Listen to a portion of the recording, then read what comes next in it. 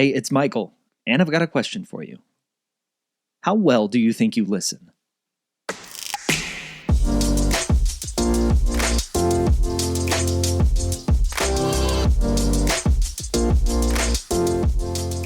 Welcome to the follow-up question. I'm your host, Michael Ashford. Come with me on a journey as I explore how we communicate well. What we have been taught about communication and what has been modeled and incentivized through culture has left us in a place where we know how to exert our ideas and opinions and beliefs onto each other, but we miss the entire other half of conversation, the extraction. My aim with this show is to bring you perspectives and ways of looking at issues or topics that perhaps you haven't considered before, to teach you how to ask curious questions, how to seek understanding over certainty, how to listen and give space, so that ultimately you might become a better communicator. I'm a former journalist who believes everyone has a story to tell, and it's only when we ask questions and listen that we reveal what connects us as humans. Our dreams, our desires, our experiences, our ideas, and what we stand for rather than what we are against.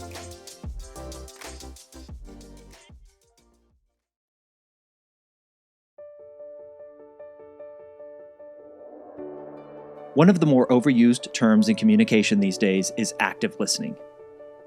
I've been fairly vocal against active listening here on this show, not because I don't believe it is a good thing, but because I think in so many ways the advice surrounding how to be an active listener has devolved into what I would characterize as performative rather than genuine attempts at bridging a communication gap.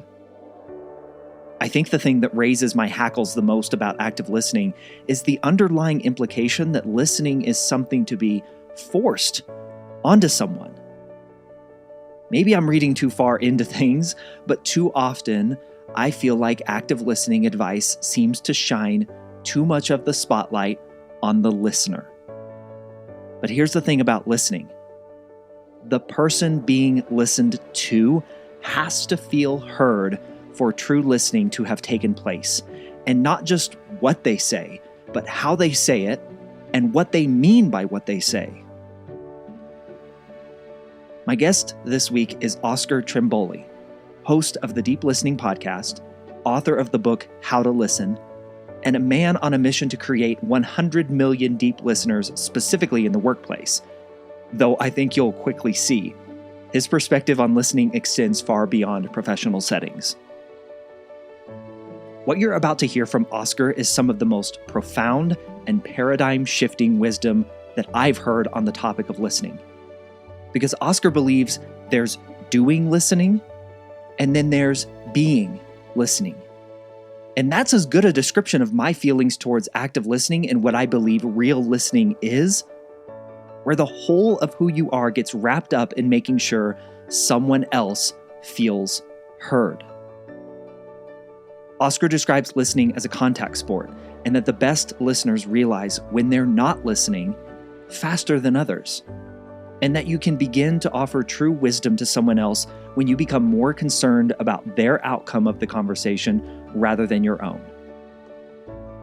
In this, the 100th episode of this podcast, I am grateful that Oscar took the time to listen to me during the course of this interview and provided an example of how I can improve my own listening, just as we all can.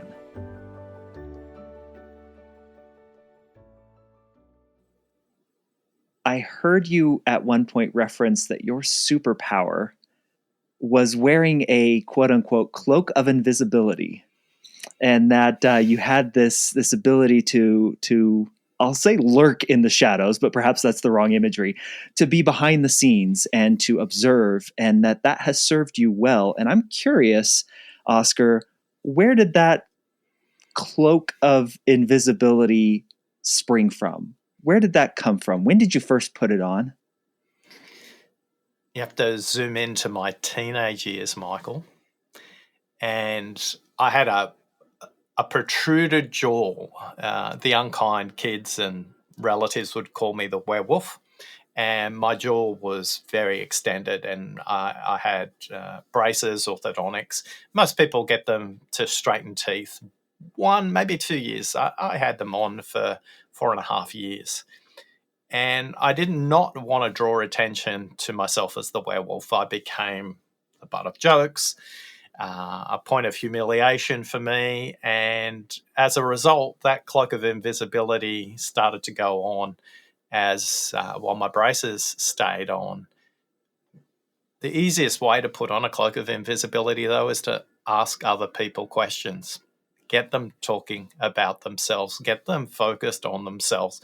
Because when they are, they're not looking at you, they're not looking at your deformed jaw, and they're not making fun of you. That showed up in family situations, that showed up in sporting situations, that showed up in school context. That's where the cloak of invisibility came to protect me. Yet I realized later on in life that the cloak of invisibility was a potent tool in leadership to make others successful. I was the backstage person. I was the person who could always help others be more successful than they imagined. And yet, ironically, Michael, now that I'm on a quest to create 100 million deep listeners in the world, along with the deep listening ambassadors, I've had to learn how to speak and be center stage, something I'm much more comfortable with right now. I'm curious about that cloak and taking it with you even after, your jaw was fixed, the braces came off. What did you learn, I guess, about that period of your life in the observation, in the asking questions that you said, this is something I'm taking with me. There's value here. What was it in those things that you brought forth with you?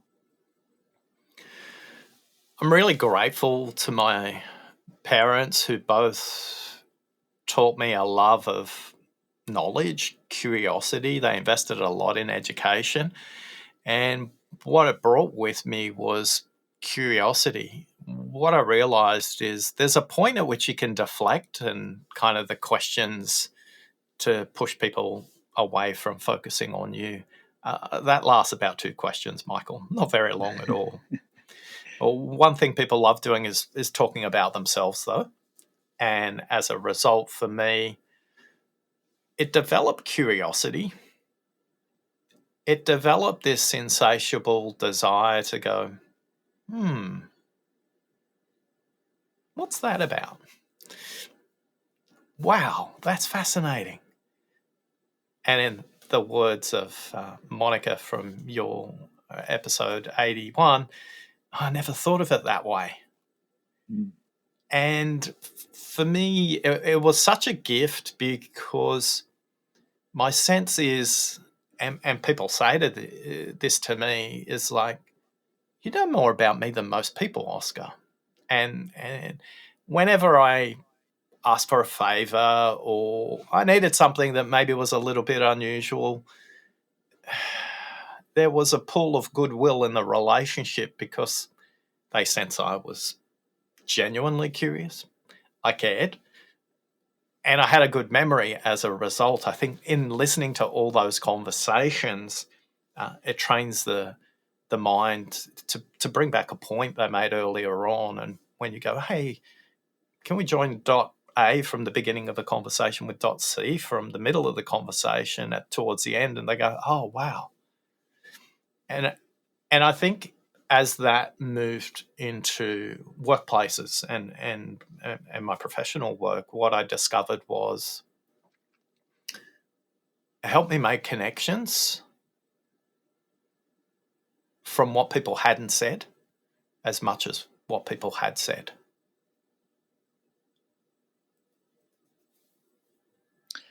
When speaking of those moments of connecting dots are my favorite, Oscar. People feel seen and heard in a way that perhaps they never have before.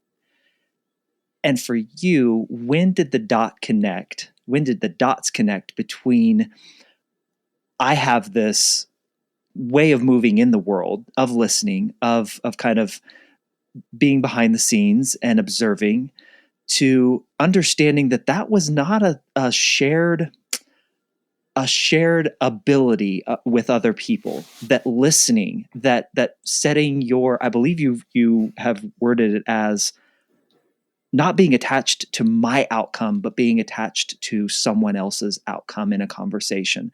When did you realize, Oscar, that was not how we default?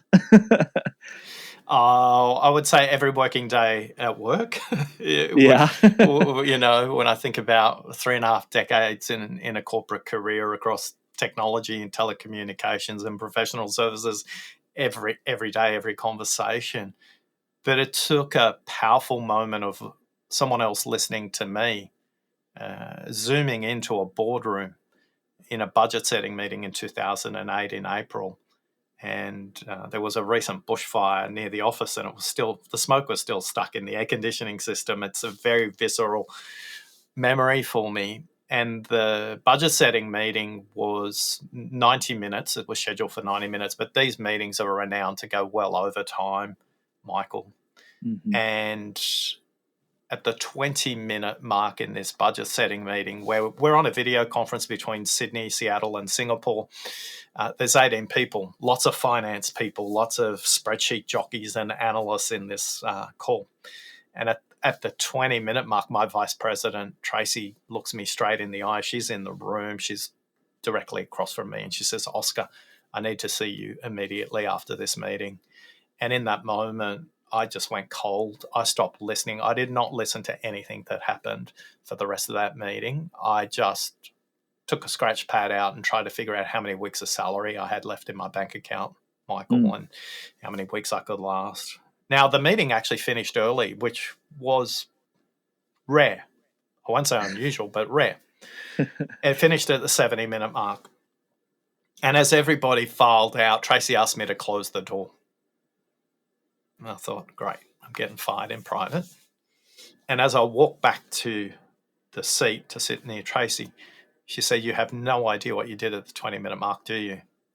And I thought, great, I'm getting fired. I don't know what I did. And I got about 8 weeks of salary in my bank account. And as I sat down, Tracy said to me, "If you could code the way you listen, you could change the world." Now, as profound a moment of listening as that was, Michael, the only thing going through my head, I haven't been fired.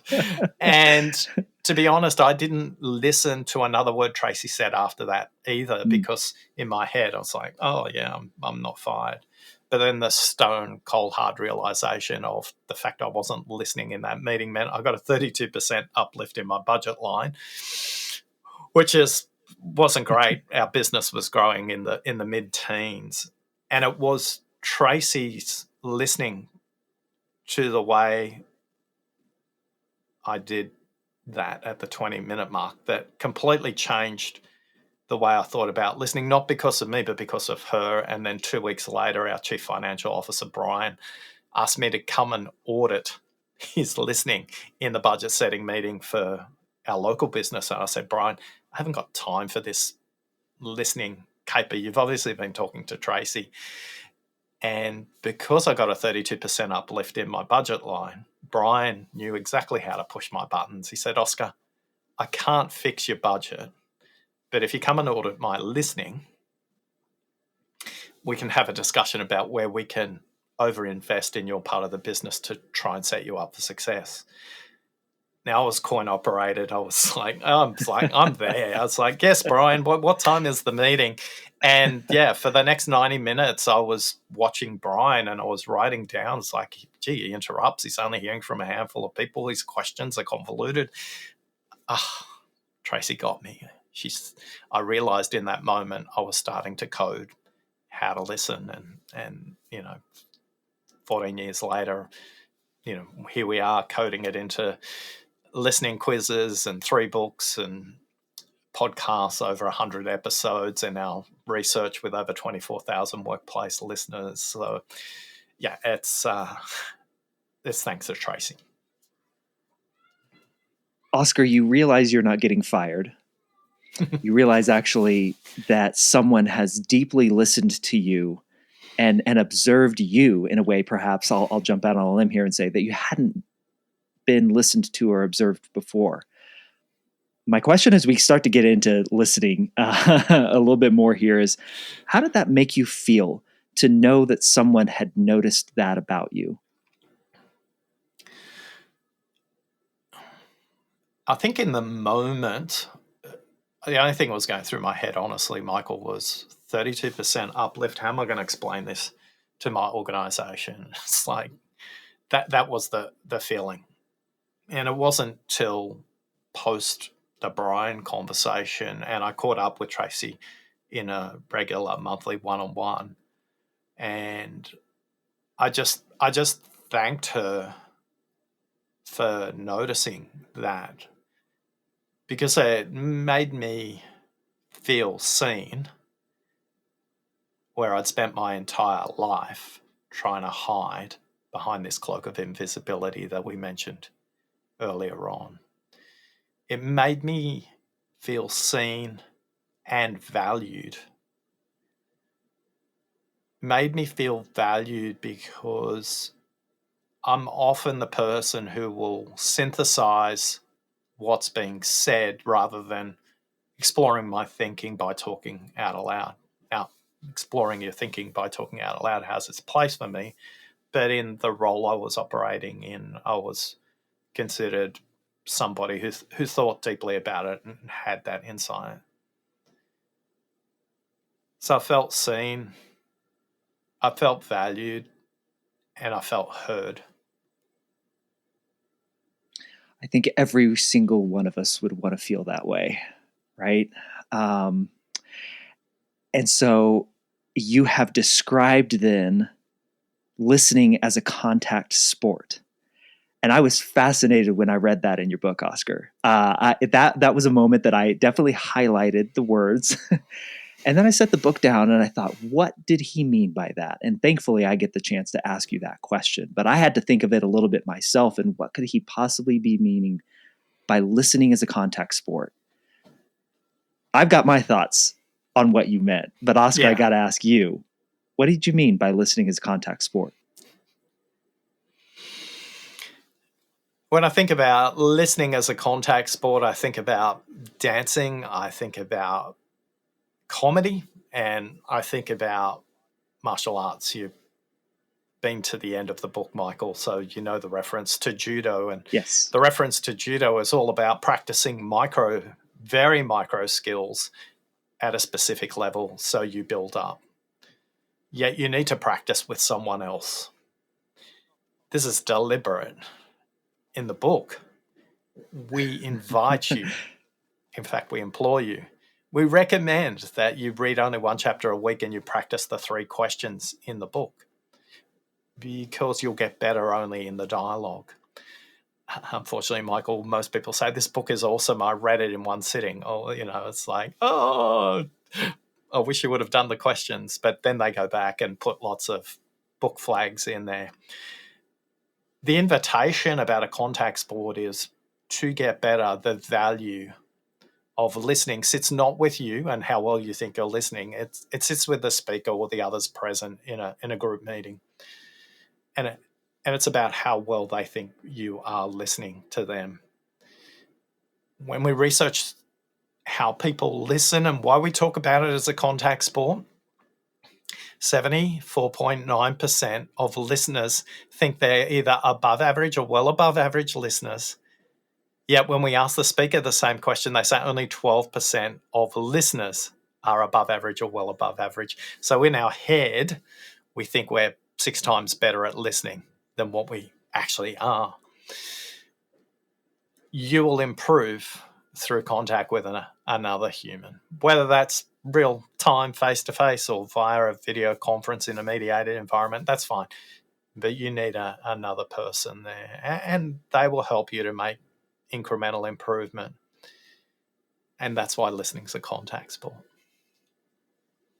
Oscar, do we have is listening in need of a redefinition? And the reason I ask that question is, I referenced it earlier. You talked about not being attached to the outcome you want out of a conversation, but what the person you're listening to thinking about their outcome and what that outcome could mean for them.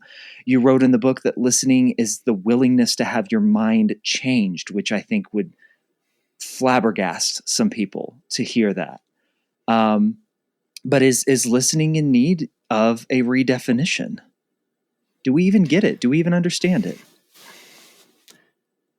Well, maybe it's different where you grew up, Michael. So I'll ask you, at your school or in college or anywhere you went for an education, did you go to a class for math? I did. Yeah, and you probably went to a class to learn the construct of language, whatever language you speak, with nouns and verbs and adjectives. And you're now a professional wordsmith, right? So you Yes, sir. probably loved English. So we have math, we have English, and yet that thing that we spend at least 50% of our day doing, listening, you may have had one subject on it, you may not. Yeah. In your schooling, how much listening curriculum did you consume? Were you exposed to? Until I started taking journalism classes in college at my university, exactly zero, Oscar. And I think that's why we need to be compassionate with ourselves when it comes to our listening.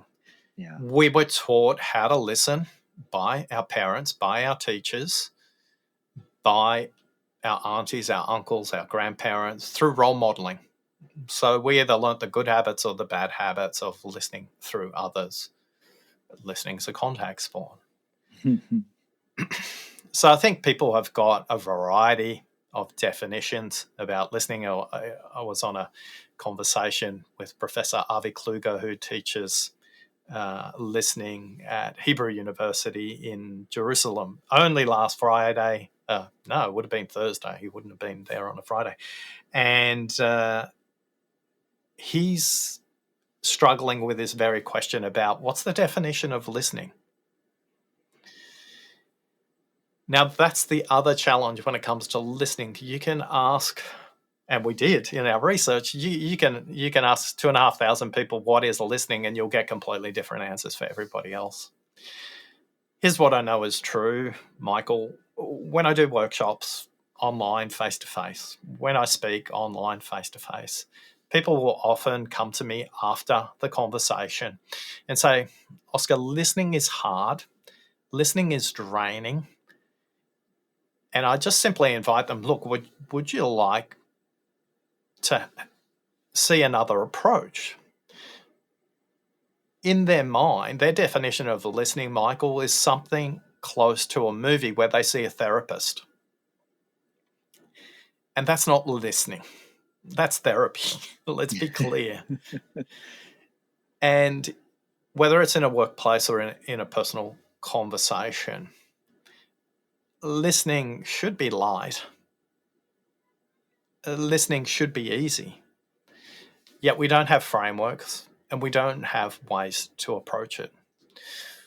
We know this one question when we work with our deep listening ambassador community, and we've been tracking them for 4 years, 1,410 of them. If you ask this one question, ideally before the conversation ever takes place, because listening happens before, during, and after the conversation. But if you ask it right at the beginning of the conversation, what would make this a great conversation? Not what would make this a great conversation for you. Be careful. If you add that extra bit on, they will tell you what will make it a great conversation for you. They will be very selfish. They will be very self-absorbed, and it will be all about them. Now, a research group reports that 28% of people will ask the opposite question when they answer it. They will ask the listener, you, what will make this a great conversation? That becomes your listening compass throughout the conversation. And you do not have to make sense of anything that they say. The role of a listener is to help them make sense of what they think and what they mean, because only then can the conversation progress. And again, our Deep Listening Ambassador Community report, using this technique, meetings are shorter, And the meetings that they do have get to the point much faster. We encourage people to ask at the 15-minute mark, the 30-minute mark, the 45-minute mark, hey, Michael, at the beginning of the conversation, you said this would make it a great conversation. And you say, yeah. And a couple of things emerge in patterns. Number one, people go, you know what, I've got everything I need, Michael. And the meeting becomes a 15-minute meeting instead of a half an hour meeting or a 1 hour meeting. Or, thanks, Michael. Yet, as I thought about it and as we discussed it, there's this really important thing we haven't even covered yet. Are you okay if we add that on? Oh, yeah, of course. And in that moment, you can ask questions that hold the compass in the north-south direction, tell me more, or you can ask questions that take you east-west, and what else, which one's about listening to similarity, one's about listening to difference. So the reason we all kind of struggle with a definition of listening is your definition of listening, Michael, and the definition of those listening right now who might be exercising, might be commuting, might be making a meal right now is very different, because listening is situational, it's relational, and it's contextual. You will listen differently to a mechanic than your mother, an accountant to an actor. So listening will never have a universal definition of listening, because it's completely different, because it's a human interaction, it's a contact sport. Is it going to feel performative for a while until you get better at the mechanics of what you describe in your book and these stages of listening, this approach to listening that you advocate for in your book, Oscar? Is it going to feel performative for a bit?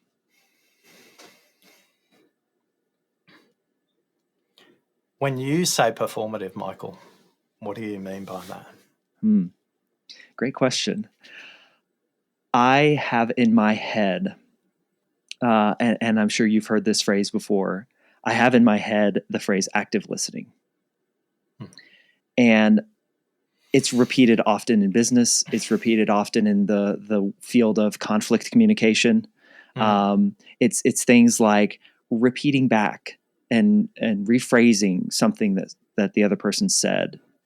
It is nodding your head or maintaining eye contact with them. It's all these steps to, I always say, act like you're listening, but not really listening.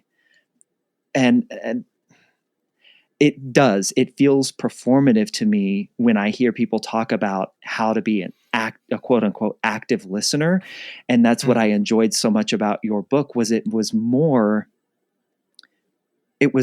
feeling and listening with your whole body. That's why I loved the imagery of a contact sport.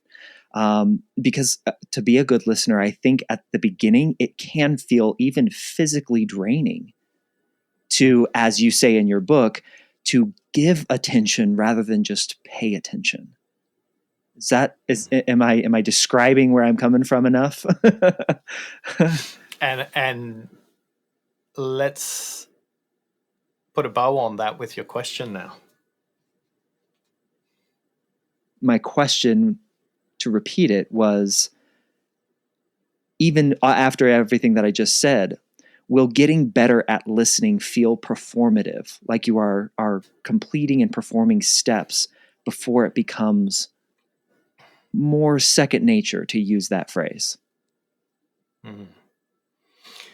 And while you're listening to Michael, I want you to notice how different his first question is to his second question.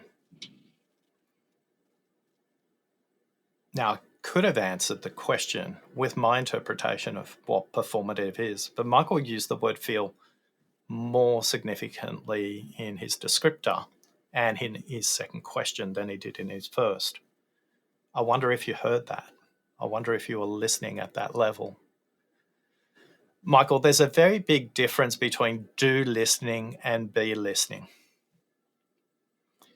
When you listen with your whole body, you are being listening. There's one human helping the other human to move from what they say to what they think to what they mean. When you be listening rather than do listening, I suspect doing listening is what you're inferring from performative. Yeah. And you can do listening. And what a speaker interprets from that is something that's very transactional, which is possibly a great starting point.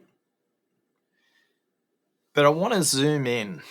I just wish if people knew these three numbers, they would understand why it's critical not to listen actively, exclusively to what people say and paraphrase it back to them, because that does not progress the dialogue. What will make this a great conversation? Mm-hmm.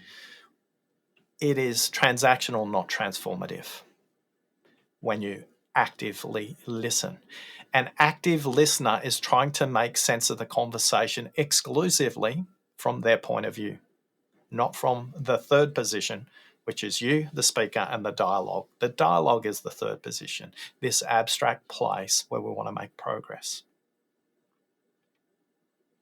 So to move from transactional to transformative, so they move from being seen to being valued and heard, is these three numbers will liberate the way you think about listening. 125, 400, and 900. 125 words per minute, that is the speaker's speaking speed on average. The range, about 125 to 150.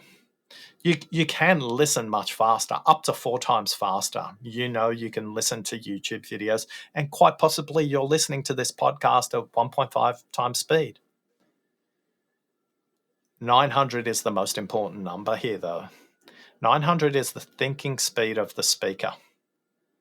Now, if you work in collaborative, competitive, or high conflict environments that require creativity, you may be thinking at up to 1,600 words per minute. But just pause for a moment and think about that maths. If I'm thinking at 900 words per minute and I can only speak at 125, if I actively listen to the first 125 words that somebody says and paraphrase that, I am actively listening and paraphrasing to 14% of what somebody thinks, to 14% of what somebody means, to 14% of the possibilities in a conversation. Now, if you just ask one more question, you could double the possibility that you could help all of us make progress. If you want to go by steps, yes, you can actively listen to somebody. They will feel heard. Will they feel seen and valued? Probably not. One of the things in the invitation in the book, Michael, is make sure you tune your body like an instrument before you go into a conversation, because you cannot do any of what I'm talking about unless you prepare your mind, your eyes, your ears, your heart for listening. And that is easy to say, but very difficult to practice. My goodness, Oscar, truer words have never been spoken, I don't think. You touched on it very briefly earlier, this notion of what you're listening for. You talked about, you kind of just lightly brushed on listening for similarities and differences. Can you dive in there and lay out for the folks listening why it is important to distinguish between the two? What are you setting up for in conversation when you listen for similarities versus listen for differences? The first thing is neither is correct or incorrect. Both are just a completely different orientation when it comes to listening. When you listen for similarity or for difference, I want you to be conscious and notice whether you are. And is that useful for that first question? What will make this a great discussion? What will make this a great conversation? Because sometimes when you are listening for similarity, it's not that you are listening for similarity. It's that you're helping the speaker to notice the pattern in the way they are listening also. A simple story shared to me by Jennifer and Christopher. Christopher came home from school. He was in junior school. He was very excited. He said to his mum, "Mummy, mummy, I'm so excited. Today I learnt that 3 is half of 8. Jennifer was distracted, thought she misheard him, and said, "Honey, could you say that again?" And he said, "Mummy, I learnt today that 3 is half of 8. Jennifer put her hands in her head and thought, what are they teaching kids at school today? She went to the kitchen cupboard and she got out 8 M&Ms. And she laid 4 M&Ms out on the kitchen bench facing each other, and she picked Christopher up and put him on the bench and said, "Honey, count how many M&Ms of this row, how many in that row." 4 and 4, Mummy. And Jennifer said, "See, Christopher, 4 is half of 8, not 3. And with that, Christopher, he leapt off the bench like Superman. He went to the corner cupboard. He got some paper. He got a Sharpie, and he drew the figure 8 for his mum. And then he folded the 8 in half vertically. And he folded again vertically, and he tore it in half and showed it to his mum. 2 perfectly formed 3s. 3 is half of 8. Christopher was thinking and meaning in geometry, and Jennifer was listening in mathematics. When you listen for similarities, you're saying 4 is half of 8, 4 is half of 8. No, they're wrong. Oh, I wish they'd hurry up and say what they need to say so I can point out that they're wrong. And yet, if Christopher folded that piece of paper horizontally rather than vertically, 0 would be half of 8 as well. 0 is half of 8, 3 is half of 8, and 4 is half of 8. It just depends on whether you're listening for similarity or difference. The point I want to reinforce, Michael, is neither is correct or incorrect. It's which one is useful to progress the conversation. Yet many of us don't even notice that we're listening in similarity. Some people would have got 3 is half of 8 like that straight away. Others still may not get it because their primary way to view the world is not visually. When you are conscious about what's useful in similarity and what's useful in difference, which we spend a lot of time in the book unpacking, then you can listen again in a way that moves from just performative, as you said it, to something that makes a difference so that they feel seen, valued, and heard. Oscar, how do we get to the point where we are not inferring meaning from what someone is saying and what we're hearing that puts our spin on it? Said another way, is it dangerous to want to listen to someone and infer what they're meaning and what they're valuing out of what they're saying without point blank asking them about it? Is that dangerous territory for us to wade into by bestowing meaning to what we think we hear? It's human. It's not dangerous. I love that answer, Oscar. That's so good. Continue, please. You just gave me goosebumps, by the way. So good. Please continue. Because? Oh gosh, Oscar. Because it's true, and I think when for the work that I do, and I know you come at it from a business perspective, I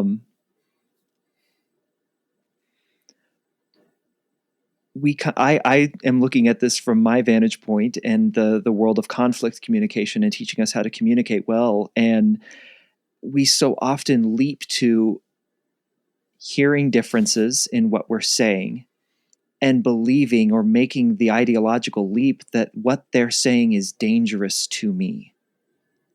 And that inference of danger out of someone else's words, just simply because they're different, or because of the ideology that the difference represents.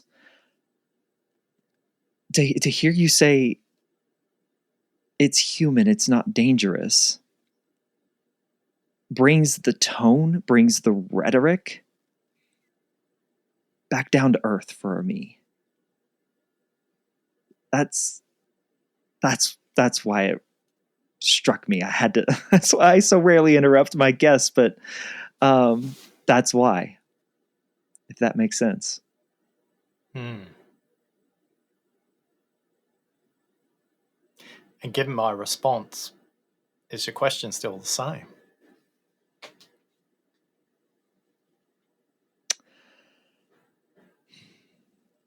My question still stands.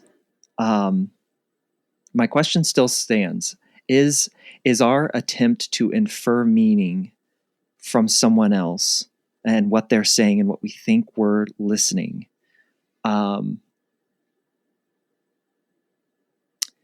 that, maybe I won't use the word dangerous. Maybe I'll use the word, can that set us up for some really, really uncomfortable conversations?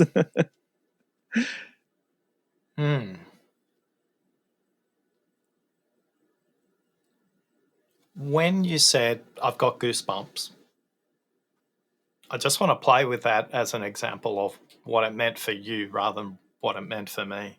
Sure. If you were to describe the goosebumps as colours, what colours would they be? And why? My immediate top of the head response is blue. And I'll go even in more specific, a sky blue, because that is I relate a lot to nature, and just the feeling of being underneath a blue sky is a very warming. The inference there is the sun is out, the sun is on your skin, and that, or you could look at it as water rushing over your skin, which water is not technically blue, but it's always colored as blue, right? It's just that washing over of either sunlight or air or water over you that feels primal in nature, that gets us back to our human nature of who we are. We are human, after all. That help? Well, it's designed to help you and the audience just unpack a bit what that meant for you in that moment about inference. So when we think about the question, your question is just simply asking two completely different perspectives. Inference, the sense I'm making of it, what does it mean for me, versus the sense they make for it, and what does it mean for them? Two humans are going to infer and mean something completely different because their meaning is a function of their lived experience, their education, their upbringing, a whole bunch of things that we can never imagine. We can never think of it in that way, as Monica has taught us in episode 81.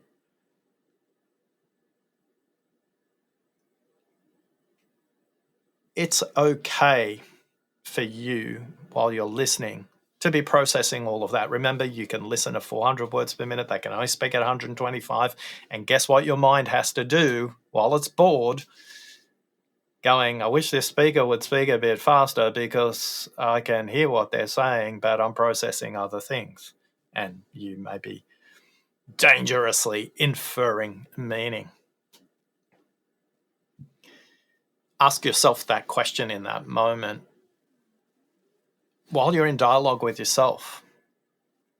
Come back to what will make this a great conversation. And is that meaning relevant to that question? Or is that really me just processing something I have not processed? Now, one of the things you talked about was uncomfortable or discomfort. Discomfort is a wonderful place of growth. We should embrace it. We shouldn't push it away. We should play with it. It's a contact sport. There's lots of discomfort in contact sport. There's discomfort when you practice, there's discomfort when you play, and there's discomfort after you're finished as well. And all of those are true for listening also, Michael. So cut yourself some slack. Acknowledge your innate humanity. Stop trying to pretend to be a perfect autonomon or some AI robot that will be in the future. We're human. We just need to do that. One of the things that people often surprise when they work with me is I'll say, sorry, Michael, I got completely distracted. Do you mind saying that again? And in that moment of humanity, it's not performative. I do get distracted, despite the fact I spend all day training this. People just go, oh, wow, if he gets distracted, then it's okay for me to admit it too. Mm-hmm. And I think most of us don't communicate as the listener what we're thinking because we think we're all of a sudden making it all about us. So cut yourself some slack. It's okay to have discomfort. It's okay to infer that it's dangerous because as humans, our first role as a human is to protect ourselves. But I love Liz Gilbert in her book, The Big Magic, when she talks about working with fear. And she tells this wonderful description where she talks to fear in the backseat of the car and says, look, I know you're there, fear, but for what I have to do today, I know you're going to protect me, but just hang back. I got this.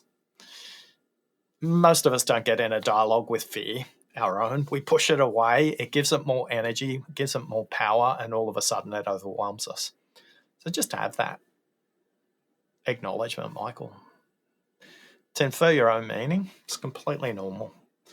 To be conscious of it is something very different, though. You can learn how to become aware of, is what I'm feeling right now and the way I'm inferring helpful for me, for them, and the situation. And Yale professor Mark Brackett, I would strongly encourage everybody to check out his work, his book, Permission to Feel, which talks about how to process 96 different emotions and feelings rather than sad, mad, bad, and glad, which are, at least as a male, the kind of feelings I process. So I'm curious, how did you go processing that, Michael? What was running through my mind, Oscar, was how appreciative I was of you turning back on me what I am trying to teach people how to do on this show. To not take my question at face value, or even I'll say to hear the language that I used in calling it dangerous, a dangerous inference. That was clearly I clearly have some issues with it, right? But to not jump on that and instead to ask a follow-up question. I appreciate you demonstrating exactly what I am hoping this show does for people in such a wonderful way. And you're right. I am so unused to having the conversation turned back to me on my show that was even a little bit like, oh gosh, I'm unprepared for this. But then you said, cut yourself some slack. And I was like, yeah, I'm okay with this. I'm okay with this. And that leads me back to something that I asked you about earlier that I want to wrap up this conversation with, Oscar. You wrote something that was very, very challenging for me. And I assume it's going to be very, very challenging for a lot of other people. And that listening is the willingness to have your mind changed. And I don't know where I stand with that without asking you the full detail of what you meant by that. What did you mean when you wrote that, Oscar? Willingness is listening is the willingness to have your mind changed. What does that mean?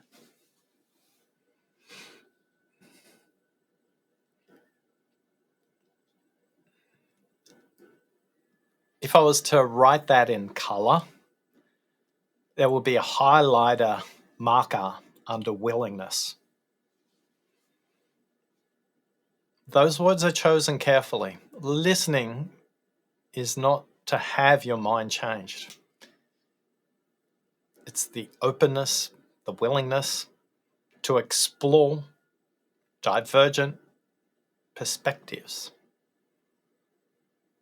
Is to acknowledge that the other person you're in dialogue may have a different perspective, but acknowledge that.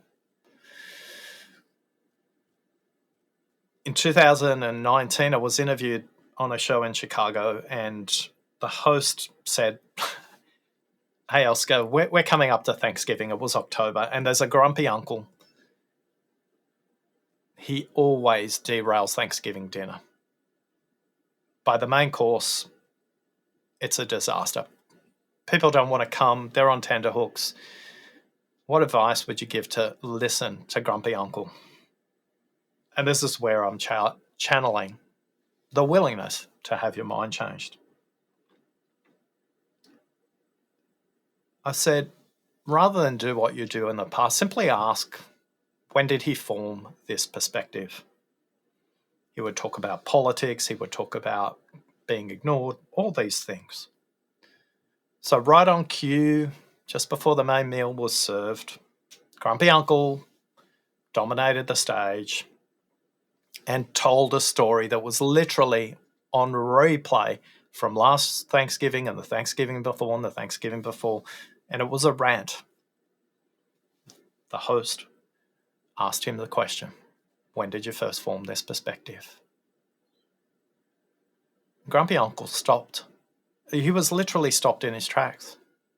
Nobody had ever asked him that question before. Grumpy uncle said, when I came back from Vietnam, I was ignored. What I fought for, the freedoms you enjoy, I was despised. I was a pariah in our community. And for the next 25 minutes, he told a completely different story about his experience in Vietnam that he'd never spoken about before. You could hear a pin drop at the Thanksgiving table. And when he finished, he was seen, heard, and valued. And everybody started to have fascinating questions and engagement. The host sent me an email in December. He says, I cannot believe how that one question changed our Thanksgiving. Now, if that host wasn't willing to have his mind changed with that question, he wouldn't have taken the action. And the difference between hearing and listening is taking action. So for me, when you're being listening rather than doing listening, you will be willing to have your mind changed. It doesn't mean you'll change your mind, but you will be open to hearing the grumpy uncles of the world, the people who don't share the same lived experience as you, and yet as humans find common ground on what we do have in common. You know how to land an answer there, Oscar. That was great. My final question for you is, what is a question that you wish you were asked more?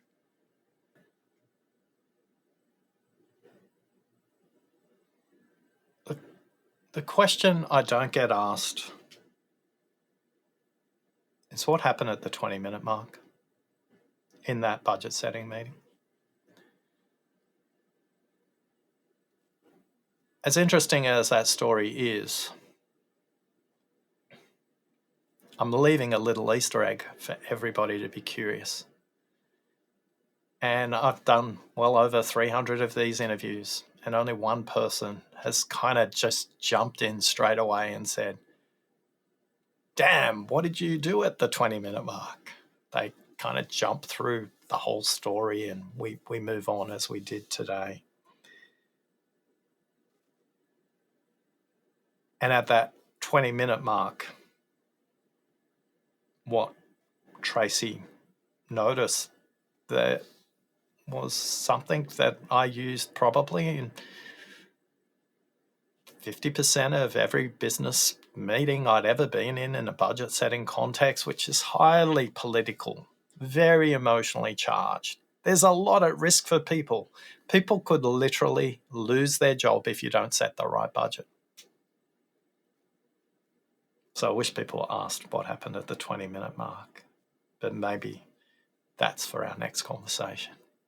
Oh, no. No.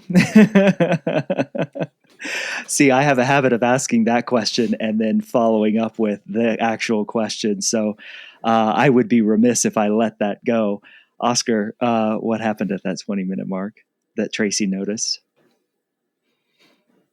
Be happy to answer that. What I'm most curious about is, what do you think got in your way of asking that question at the beginning of the conversation? I'm trying to think back to the detail that you left after that. And and the question that I asked as my next question, you had mentioned you were in that meeting. Yes. I was very interested in how being seen and heard made you feel by Tracy. That was and I know our listening audience can't see your face right now, but in looking at your face in that moment where you were talking about getting the news that your job was safe, but actually more so than that, that Tracy was asking something of you because something she had noticed in you. That was very interesting to me in understanding your response to that moment of feeling seen and heard. And admittedly, it was almost secondary to me in my mind, now that I think about it, what you had even said or what you had even done at that 20-minute mark, but that it was important enough for you to mention that you had been seen at that point. If that all makes sense. Yeah, and you've beautifully role modeled listening for similarity and listening for difference. Mm-hmm. You've mentioned multiple times in your question about the role of feel. Discomfort is a good signal to that. Danger, another example of that. So if you listen for Michael's threads in his questions, he's very curious about feel. It's probably his journalistic training, because the feeling connect with emotion, which creates a greater connection with the audience. Yet listening for similarities. He has a listening bias for feeling. Very much so. So back to the question. So what I want you to just be conscious of there, Michael, is although you love the feeling and the training's got you there, your audience may want a bit of both. And at the 20-minute mark, I simply asked the room this question: could everybody expose their assumptions before they declare the number? And the assumptions are the drivers that sit behind some numeric value. The numeric value might be the revenue for this product, for this region, for this segment of customers, whatever the case may be. And in that moment, the financial controller from the head office explained to us that the benchmark countries that we were being benchmarked against was Canada, the United Kingdom, and the Netherlands, and these were the variables that went into that formula. Instantly, I could see out of the corner of my eyes those two analysts working on their spreadsheets. They stopped completely, and they were literally like two kids in class and were passing notes to each other. And there was a fundamental disconnect between the assumption that the head office controller had made and the assumption in our model. And we, in fact, had made a mistake. And when, in fact, we plugged that in, we were getting a much better outcome than if we continue to argue for the position that we were at. I have been taught a lesson, sir. Could you just expose what assumptions sit behind the number, was the question I asked.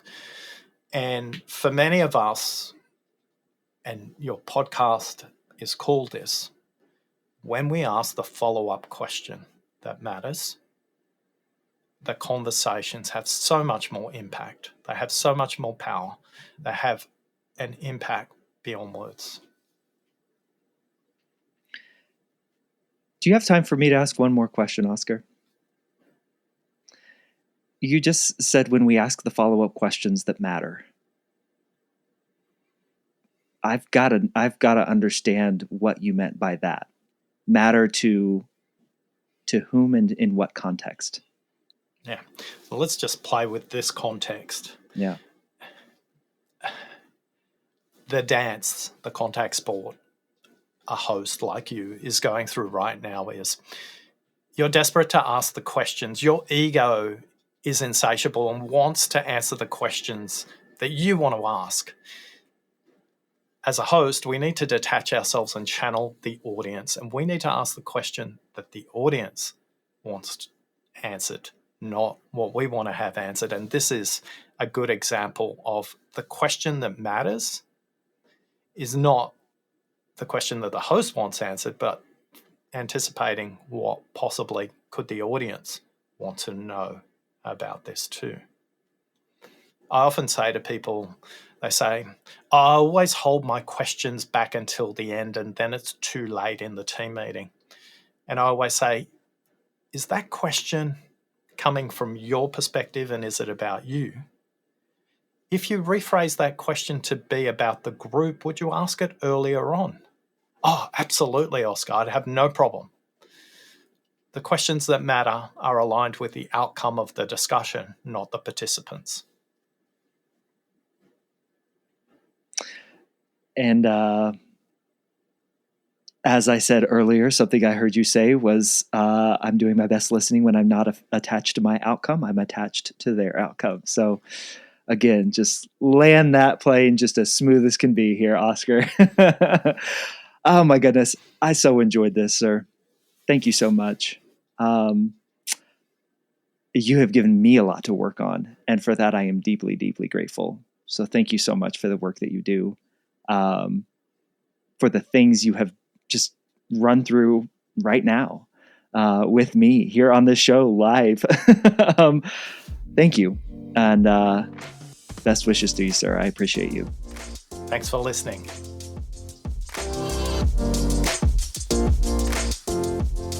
That's a wrap on episode 100 of the Follow-Up Question podcast. So many thanks to you for listening through 100 episodes, and so many thanks to Oscar Trimboli for sharing his story on this show in this episode. What a great way to cap 100 episodes, and here's to many more. Please do me and Oscar a huge favor and share this episode with someone you know who might also find some value in listening to today's conversation. Share this episode with your network. Help us spread the good word about the importance of asking more questions. And if you like the conversations with the amazing guests that I have on this show each and every episode, like Oscar Trimboli, please subscribe so that you never miss when a new episode drops. If you ever want to get in touch with me, you can always email me at michael@thefollowupquestion.com, or you can go to my website, michaelashford.com, and reach out there. I'll catch you on the next episode of The Follow-Up Question. And until then, keep asking questions.